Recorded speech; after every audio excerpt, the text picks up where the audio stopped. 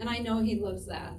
Our friend Jeff is a young man, not 40 yet, who was paralyzed in a freak accident way about 6 years ago. And so Will employs him, and Will goes above and beyond to accommodate Jeff, above and beyond the law or the requirements. And Jeff so highly appreciates this company, so we're so happy to have Will.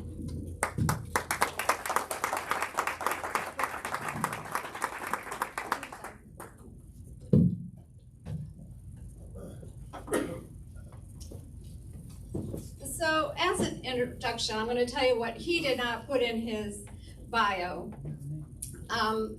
MoLo was recently named on Inc.'s annual list of 5,000 fastest growing private companies in America. MoLo Solutions made its debut on the list, ranking number 41 in the country, number 1 in the state of Illinois, and number 1 in the industry of logistics and transportation. Their philosophy is happy employees, happy customers, growth equals more opportunity for employees, makes happier employees. It's a cycle that starts with the employees, and at MoLo, that's the biggest reason they say they are where they are today. So also I read that MoLo was listed on Forbes' list of best startup companies last year.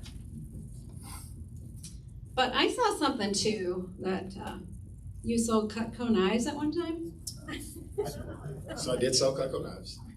Great to see everyone here today. I was probably one of the kids that may have been in your home at some point selling you some very expensive knives. That you didn't need? But you love them. They're great. So it was the first job I had right out of high school, and it taught me almost everything I know about entrepreneurship and building rapport.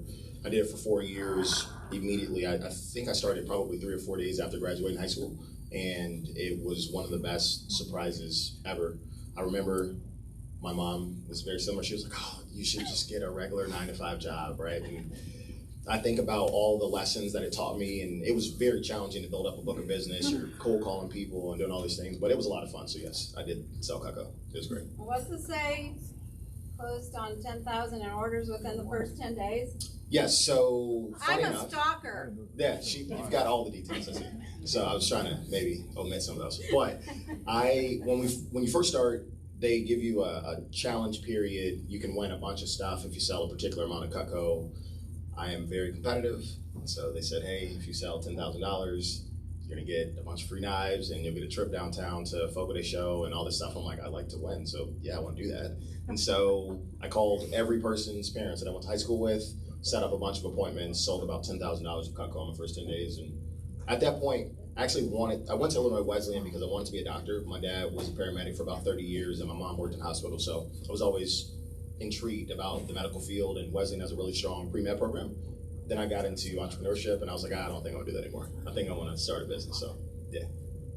Yeah, I bring the Cutco thing up because, I mean, there's more here he's not telling you about how well he did there. But, you know, how you do one thing is how you will do everything. So I just thought of the Bible verse that despise not small beginnings because God likes you to get started. So we're going to move on. Tell us about your company now. Yep. So our company, MoLo Solutions, is a freight brokerage. Why? That's why all the trucks are here today, which is a really good touch. I appreciate that. So we don't own any of our own trucks. We leverage relationships with drivers across the country. So we move freight from point A to point B for different customers like Kraft Heinz, Aldi, Anheuser-Busch. About 65 to 70% of our business is food and beverage. So anything that you see in a store, we probably ship for a partner that moves it or a company similar to that. I got into the industry in 2014 with another competitor of ours, Coyote Logistics. I was there for about 3 years. They do the same thing that we do currently.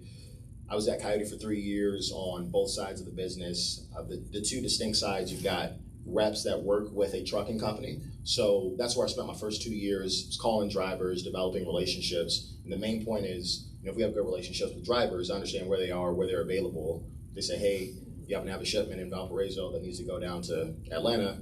If I know a driver that likes to run that, build that relationship, you do it over and over and over again. So that's one half of the business. I spent my first 2 years doing that at Coyote. The next year or so I spent on the customer-facing side. So I started working with the Kraft Heinz and the Coca-Colas of the world, convincing them that we would be a good provider for them to give us their freight. So that's most of what I do now. I'm working with large Fortune 500 companies on a daily basis, understanding how our network works with theirs. A little part that I skipped there, in between working at Coyote, I went to Transport America, which you mentioned earlier. They're an asset-based company, so they actually own trucks. What was intriguing about that for me was prior to that point, I had never sold having trucks, and it's a different value add, so it's a little bit easier to talk to customers when you have trucks. But I learned about some of the challenges and the issues when you don't have almost unlimited capacity. So as a broker, we can get you a truck at the drop of a hat. It's just about how much does it cost to find that truck. If I have an asset, I only have 500 trucks, that's what I've got. If all those trucks are covered, once that last truck is covered, I can't provide services to that particular customer. So it's one thing that I like about being a brokerage. We have a lot more opportunities to service business really at the drop of a hat. So currently, as you all know, Hurricane Ida, going down to Louisiana, we have a lot of customers that we do disaster relief freight for. And so it's easy for us to say, yes, we can go get you 100 trucks a day or 200 trucks a day because we leverage 35,000 plus partners across the country. So after I left Transport America, had the opportunity to help start this business. Two of the original co-founders of MoLo met. So myself, Stefan, and Andrew all met at Coyote. We worked there together at some point. I left Coyote in January of 2017, worked with Transport America for about 6 months. We came together and decided, hey, it'd be pretty cool to start a business of our own. I think we have a pretty good idea of what it would look like to build out a successful brokerage, and you'll hear more about the story, but that's how we got started. It's been a blast. I have had a lot of challenges as you grow and scale the business, but one thing that I would say typically when I'm talking about how it's built out is that you never know what you're capable of doing until you kind of get back into a corner and you have to figure it out. And so that was one of the most rewarding pieces, is saying that the concepts that we had learned at another business that we were leveraging to help them be successful, in turn, created a successful platform for us to do it on our own. So it's been a lot of fun. Craziest 4 years of my life. My mom still thinks I'm crazy, but I love it, so it's okay. Anything else about your employees? How do they work out of a main building? Yeah. With So 500 people, how do you manage that? Yep. So we have two offices, one in the West Loop of Chicago, and we have an office in Nashville. We have 500 employees, most of which work remotely now. So March of 2020, we went remote pretty quickly. We bought everybody 2 monitors. They all have portable Microsoft services, working stations, sent everybody home. And at that point, we're like, I guess we'll see you guys in 2 weeks, right? And then, yeah, as you know, it didn't work out like that. So 2 weeks turned into June and July of last year. Now we're in August. And so we have office space adequate for people to be able to come back and work flexibly if they like. I was actually having a conversation a little bit earlier with Stu about the fact that we have 30,000 square feet in the West Loop, but if everybody wanted to come back today, we would need to expand that. So we're looking for more space in the West Loop right now. It's nice to be able to build the business flexibly though, because before the pandemic, I don't think that we would have been as apt to hire people all across the country as we have in a remote fashion. And we brought in some very, very strong performers that would not be on our team in February of 2020 if we were strictly a Chicago or Nashville-based business. We would say, hey, sorry, if you want to be here, you'd have to work in Nashville or work in Chicago. But now we have fantastic people from all across the country contributing to the growth and scale of our business that are able to do it in a remote fashion. So it works out really well. You broker hauling grain and corn and soybeans, because I'm afraid Jonathan's going to sell our trucks. Yeah, so You do? So it depends on. Most of what we do is refrigerated or dry vans. Typically grain is in a hopper bottom or something like that. We don't do a lot of hopper bottom freight, but if it needs to be moved, we can figure it out. Okay, we're going to go on to servant leadership. The #1 expert in leadership in the world says, when you decide to serve others as a leader, the team's success becomes your success. So I want to ask Will to describe servant leadership and how you see it and implement it. Yep, so I love this being the first question, because when I think about what has allowed our business to be successful, a lot of it has to do with servant leadership. So when we are competing or talking to we're talking to customers about what makes our business different, I'm always transparent and say, you want the load to pick up and deliver on time, no issues, right? You want that to go through seamlessly. Most people can do that, right? Like what I do from a service perspective is not that much different than what our competitors do. They can call trucks show up, they pick up the freight, they deliver it. But executing that at a high level every day is completely different.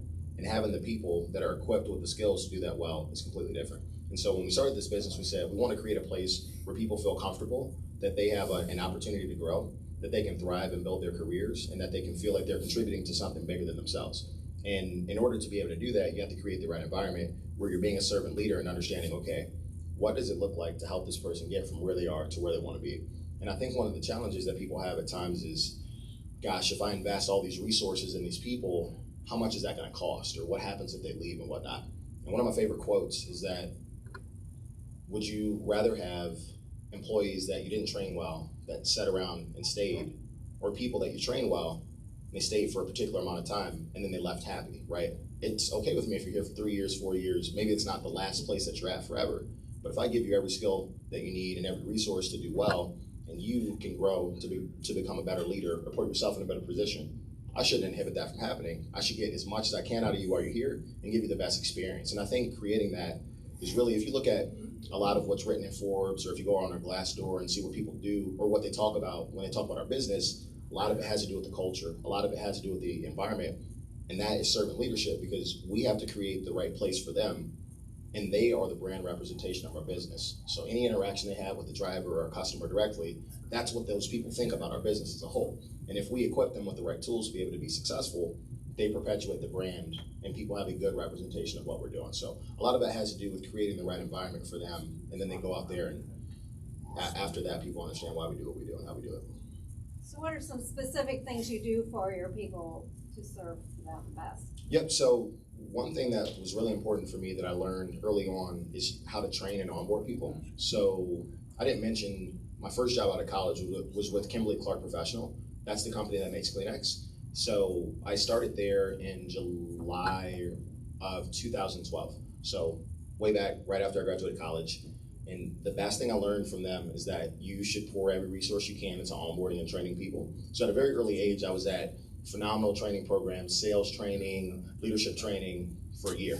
It's like, wow, I feel so comfortable going into the field and doing my job, because these people are paying money for me to feel comfortable with what I'm doing. And so that was one of the best experiences I could have at a young age, because I took that information and that essentially that plan and said, okay, what if we applied this to our brokerage, right? What if we gave people industry-leading training in their first 4 weeks so that they feel very comfortable with the job? Because for a lot of people, at least for me, when I started in transportation, I knew nothing about, I didn't know any terms. I knew how to sell, I knew how to talk to people, but it was foreign to me. And so getting a strong, comprehensive training made me feel very comfortable with being able to do the role. But it doesn't just stop there. You need to have management that's invested in developing their people and helping them go from where they are to where they want to be. So a lot of, really my first 2.5 years was focused on building our training and development and onboarding program, which allows people to feel comfortable in their roles. And so they can go, and they know that we trust them to make decisions on a daily basis. So I think scaling that piece has been a big part for us, because we get a lot of people that come to us from other brokerages or really other industries, and they go, gosh, I've never had a training like this, right? Or I've never had a manager that was as invested in this piece for me, because it's a big part of what allows us to help our people grow. Jeff mentioned some kind of educational opportunities beyond the training for the job. Yep. What are you doing there? Yeah. So early on, actually about a month after Jeff started with us in August of 2018. And I love doing professional speaking. I do it fairly frequently. It's just been a big part of my career development. And I've gone to Toastmasters before, which some of y'all have probably been to. And it really helped me understand, how do you present, how do you speak well in front of people. We went to a local Toastmasters group in Chicago, and we said, well, we could probably do this on our own with our people and teach them how to present, because a lot of our role is communicating with people and doing that effectively. And so that was our first foray into continuous education. So twice a month, we do Toastmasters. People will come, work on presentations, things of that nature. But we just signed a partnership with LinkedIn. They have a platform called LinkedIn Learning. And so every one of our employees has access to LinkedIn Learning. And the content there is unbelievable from a development standpoint. And it is not cheap. They are extremely expensive. If you've ever paid LinkedIn for any of their services, it is not cheap at all. But it's so worth it, because our people are pouring so much time into developing themselves. And like we were saying earlier, if you give them the tools, the ones that want to succeed are going to take that and run with it, and they become so much more well-equipped to do their jobs. And the crazy part about it is they feel better about the people they're working with, right? They feel like we're invested in them, which we are, and so we get a better return on the work that they're doing. It's a beautiful cycle, but that's a big piece of the last 3 months, and it's been a really cool platform to have and to be able to leverage. I use it every week. It's pretty cool. I invited Jeff to come today, his employee, my friend, and I said, well, can't you ask off? And he said, they have given me so much, I don't want to ask for any more. Therapies, you know, flexibility with his schedule. So this is where I get my info, and LinkedIn and stuff. Yeah. So if somebody's not telling on you, I'm stalking you. That's okay. So what have you found that people need from you that they might not ask for? I think one of the biggest things that people don't ask for is someone that they can talk to and feel like they're not going to be judged by, that they can just hear what they have to say. And I learned this most recently during the pandemic. And I would say, so kind of give you all a backstory. I played football in college. I am very coachable. I'm used to being in high pressure situations where you have to do something. And if you don't, the result is not positive, either for the team or individual, right? Like you got to go perform this play. And if you don't do it right, you might lose the game. Like that's completely different than the soft skills that it takes to do well in a business environment. You have to be able to have the soft skills. So early in my career, certainly was way too regimented. Like you got to do this, you got to do that. And then you realize that that isn't effective with everyone. There's certain people that it's effective with, and that's the kind of coaching that they need. And others, they don't do that. They don't need that. I mean, I have reps that during the pandemic were having a really, really tough time with being remote or being in solitude, right? Like they're used to working in an environment like this. Our office is so energetic. It is kind of, I equate it to being on like a stock brokerage floor or a commodities trader. Like it's very loud. We're just trading trucks. It's the price of a truck every day. That's what people are doing all day, every day. So it's very engaging. And you take people out of that environment, you put them in their apartment. Most of our people live in Chicago, small studio apartment, and you like turn from your bed to your desk and you like never leave it. Like that's terrible. And then it's cold, right? So there's nothing to do in Chicago in March, so it's freezing. You got the summer, there's nothing to do during the summer because everything's closed. And then like before you know it's October, we had a rough winter. So people needed a lot. They just needed someone to talk to. And what I realized was that you have to create a space between your mid-level managers and the people they report to where they feel comfortable opening up and being themselves. Because if someone doesn't come to the office or now the home office feeling like themselves, right, whole, it's a wrap. You're never going to get every piece of them. And the concept that I use is your cup full? Well, what does that look like for a particular individual? That means, did you work out today? Have you read books that you love? Do you spend time with your family? What type of stuff do you do when you're not here in the office? That's the big thing, but you have to be intuitive enough in this remote environment to get people to be okay with asking you. And a lot of that has to do with, did you spend time to get to know that person? And if you did, they open up. And there were so many conversations I never thought I would have, or personality types that you might peg to say, nah, they're good. And like they were not good. And it was very important to be able to tap in on that. But that's something that people are very reluctant to ask. That vulnerability part is very tough. So what inspired you to be a servant leader? What made the difference? Yeah, I love that question. So I have a great relationship with my parents. They are the two most important people in my life. They have sacrificed so much to help me and my brother get to where we are. And I grew up, so I'm from Chicago. I grew up in Maywood, which is on the west side of Chicago. It's not a terrible neighborhood. It's not a great neighborhood. There's some rough areas, and the school system where I grew up is not very good. Like the public school system isn't good. So my parents put myself and my brother through private school, and from a young age, I learned what sacrifice looked like because they were spending money that they could be spending on other stuff on our education. And that wasn't the case for everybody in my neighborhood. It just wasn't the case. And so early on, I realized that if you want to succeed, there are going to be sacrifices. But to me, that was leadership because I saw what they were willing to do to help me be successful. Then I get to school and I get good coaches or good teachers that have always had my back. There might be times where I didn't feel very confident, or maybe I thought I needed a little something extra to be able to do it, and they had my back. Hey, you can do it. Here's what you have to do. I know you might be having a tough time, but let's get after it.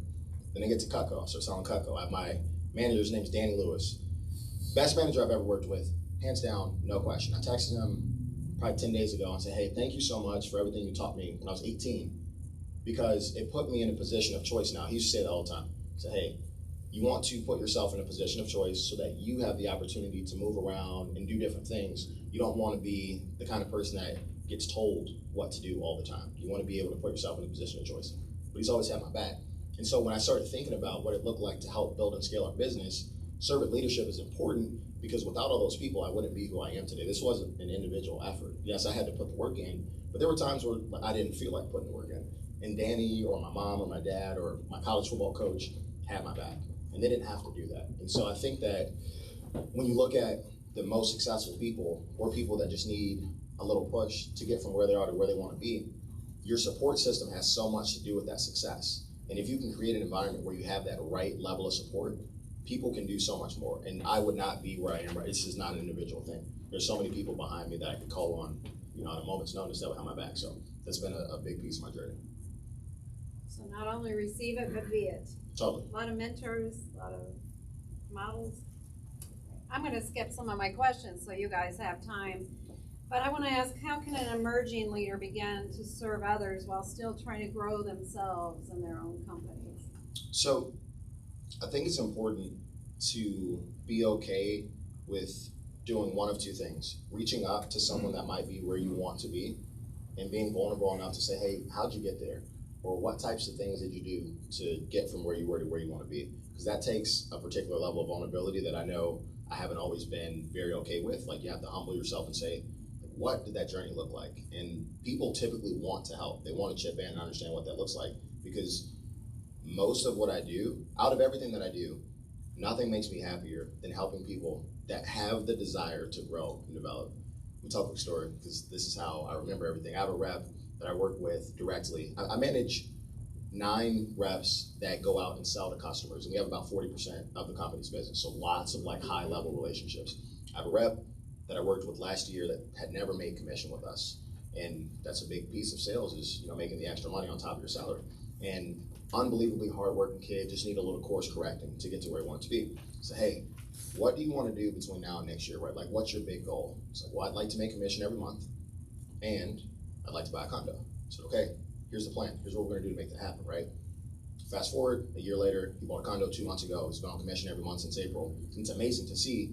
But back to your question, that is the happiest thing that's happened to me over the last 18 months, because I know where this person was when they told me they wanted to do that, and I know where they are today, and his life will never be the same in a positive way. There's nothing better than that for me. So be okay asking people above where you are, how'd you get there? Because they're going to love giving back, and they don't have a problem turning around and asking new hires or people that have aspirations to be where you are, hey, how can I help you? Because there's someone in a position right now that looks up to you and you don't even know it, because you are further ahead than they were. And so being able to do that both ways, I have mentors that are older than me that are in the industry, and I talk to them once or twice a week and just ask questions, because you are doing more than I am. I have good friends that are in the business, ours or others, that I just like to kind of give back to, because that's the best way to kind of keep yourself accountable for that. Okay, I'm just going to ask the last one because I want to hear from you guys. So you have had mentors, you've had models. What do you read? What are you learning right now? Love to read. Huge nerd, but I'm an auditory listener or auditory learner. So I use Audible. I was listening to podcasts on the way here. Huge Audible person. I'm going to toss out 3 books that I typically mention. These are my 3 favorite books over the last 2 or 3 years. So my favorite book I've ever read is Think and Grow Rich by Napoleon Hill.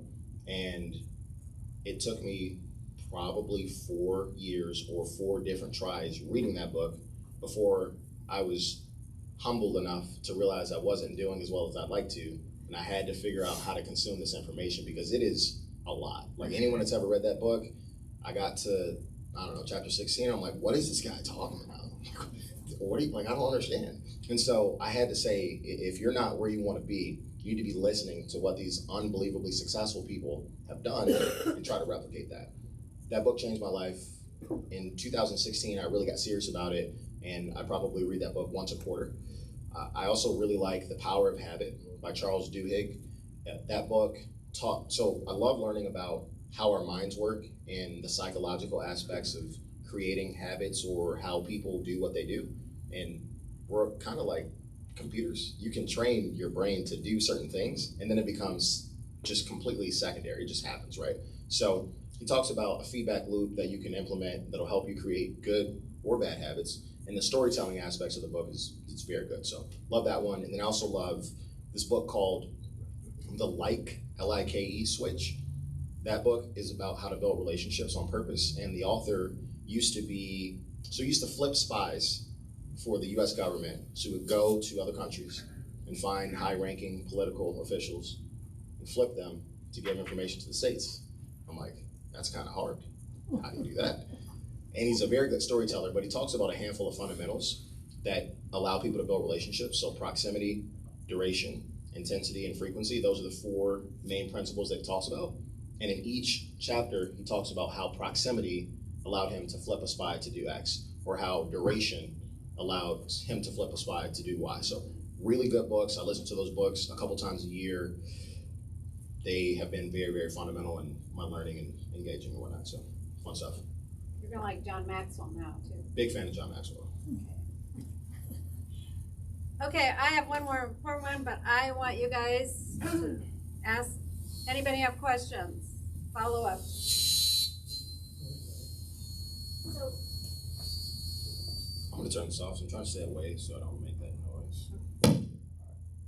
so when, and we're gonna be positive here, when the world opens up again, how do you envision your company? Do you envision everyone going back to offices, or do you envision them staying in this remote situation?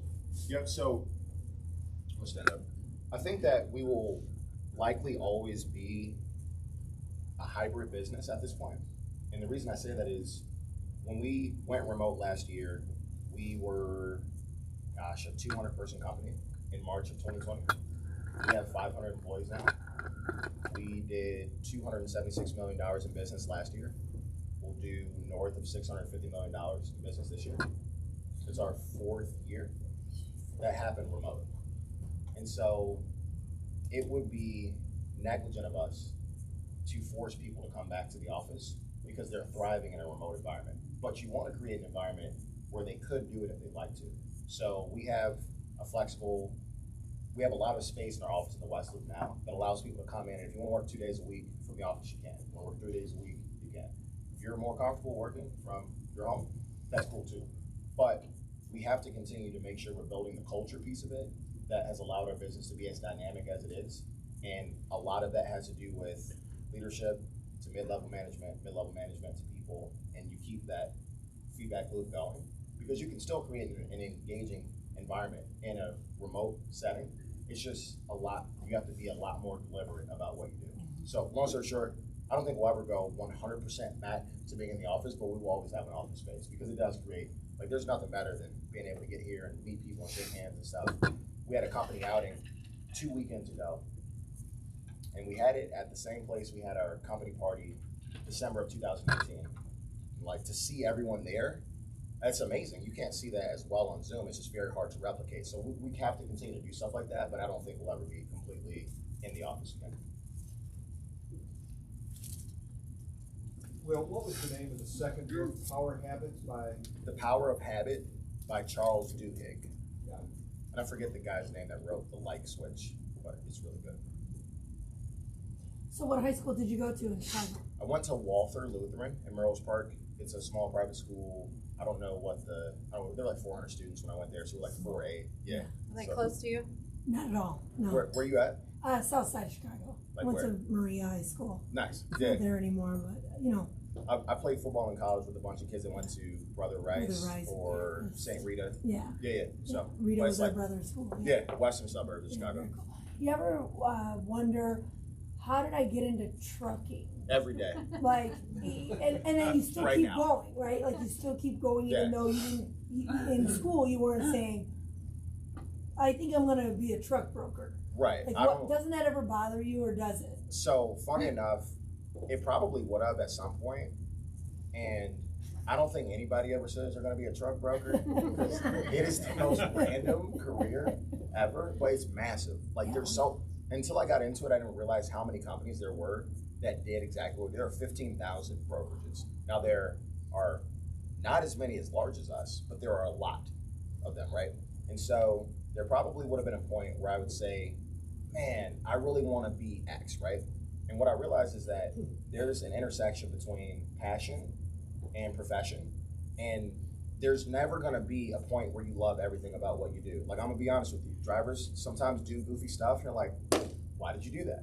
And I can't control how that works out, right? I can control what I can control. And so what I realized is that I love working with people and developing people. And I happen to be good at transportation. And so it works, right?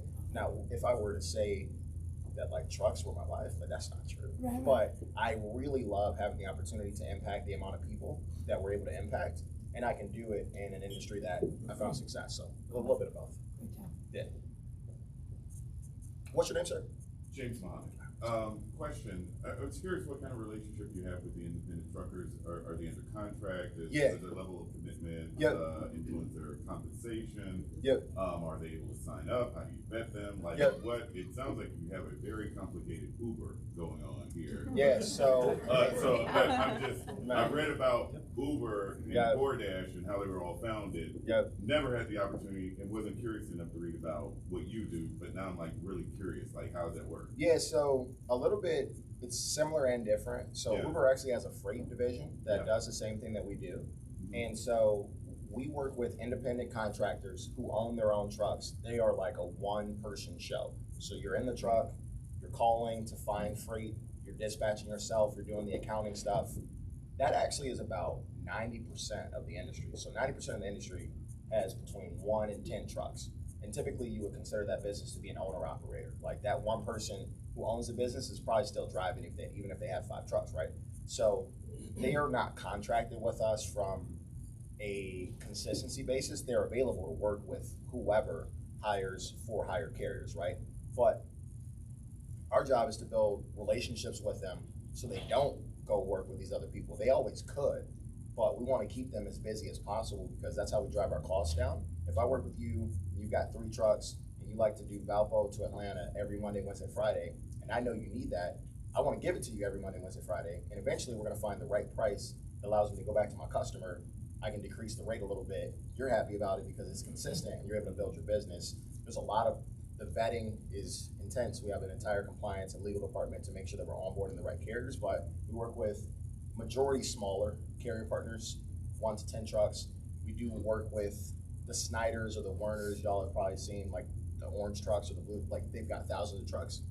But my value add to them is not as great as my value add to a small mom and pop trucking company, because Snyder or Werner already works with all the customers I work with because they're massive. So it's not hard for them to knock on Coca-Cola's door and say, hey, I've got 1,000 trucks 4 miles away. And Coca-Cola's like, please help me. And that happens immediately. Now, mom and pop trucking company with 3 to 10 trucks will never get freight from Coca-Cola or Kraft Heinz because they're too small. But I have 35,000 of those people, so that's valuable within itself. Was there another? Oh, I'm sorry. Yeah. And then the employees that you hire, are they college graduates? Like, how old? I mean, are they young? Yep. Are they?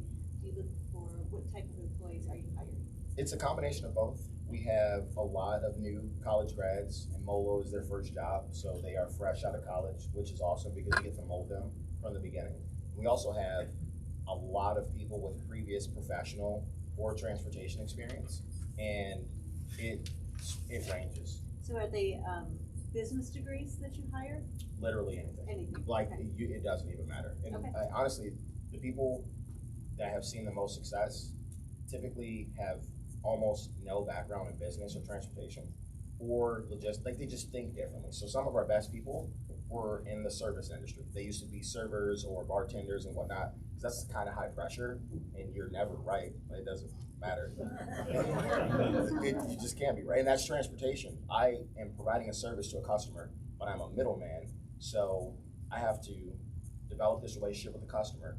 I also have to develop this relationship with the driver who's servicing the freight. And then you've got the middle, which is all of our people. There's so many asks of that people who come from typically faster paced, more high pressure environments, regardless of what it is, what you studied or what you did, typically do well because they're like, oh, this is like what I did at XYZ place. So follow-up question then, do you hire non-degreed people also? Yep, What one of my best. percentage is I wouldn't be able to tell you what percentage, but I have a lot of very good reps that did not go to college, any college or some college, and they do very well.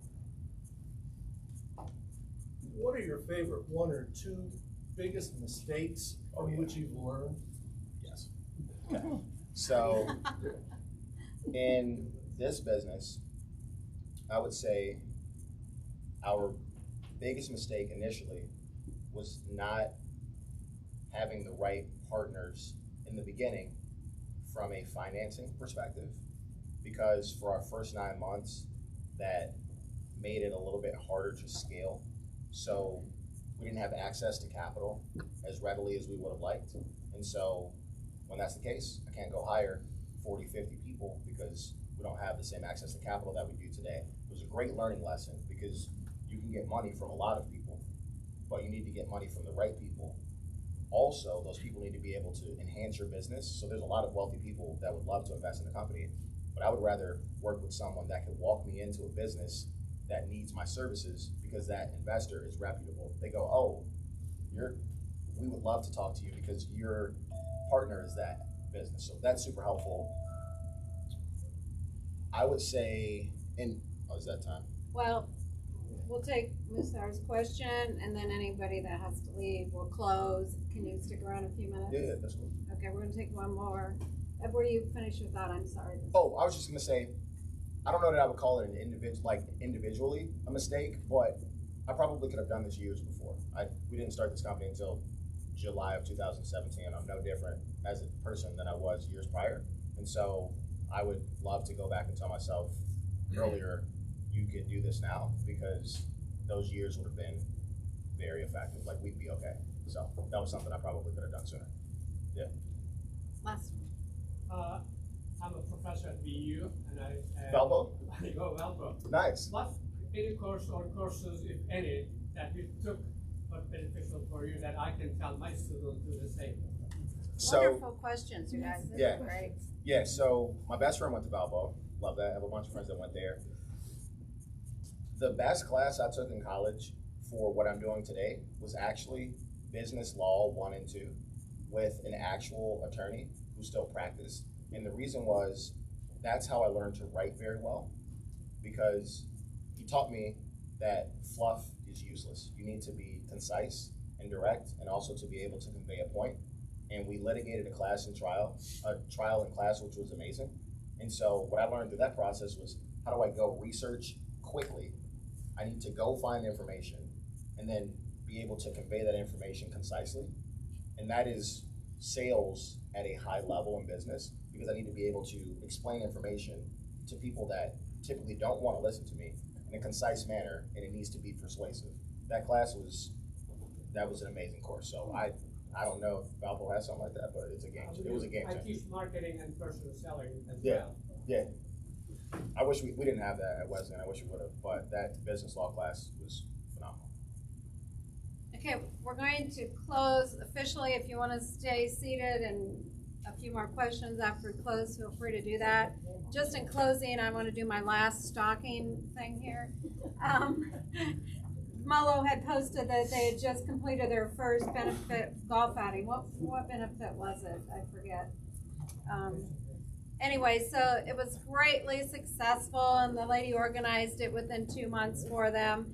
And on top of that, they say, I know some of our people were bummed that they had to stay back and move all the freight yesterday while 7% of our employees were out. It's not easy to move a ton of freight on a Monday with that many people offline. For the first time ever, we actually asked our team to deliberately slow down and not take too many loads. They didn't listen.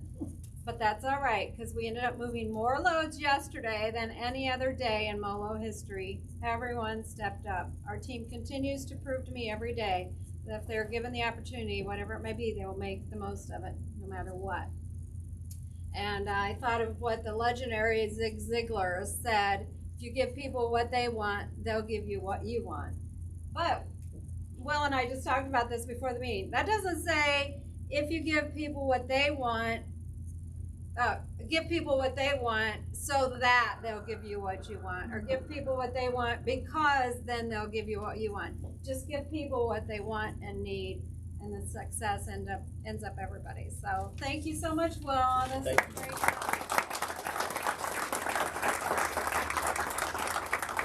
Okay, let's stand. We're gonna do the 4-way test. Remember the golf out. Oh,